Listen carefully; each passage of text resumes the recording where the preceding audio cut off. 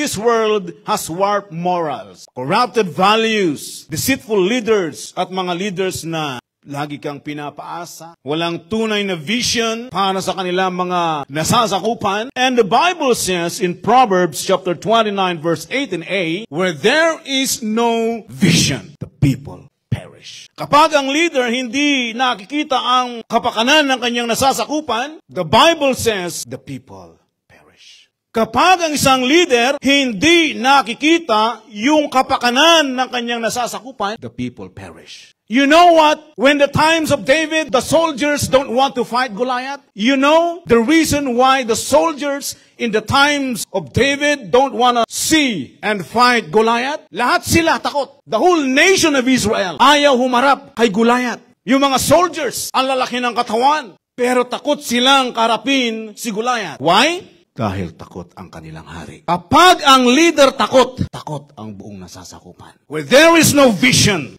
the people perish. Pag walang vision, pag walang pangitain ng isang leader, in other version, the Bible says, the people cast off restraint. Magugulat ka na lang, magsisitakbuhan sila. Magugulat ka na lang, nagsisilagasan silang lahat. Why? Alam nilang wala silang mapapala sa isang leader na walang tunay na vision, kundi umaasa lamang sa kanyang nasasakupan. Kaya huwag tayong maging katulad ni Haring Saul.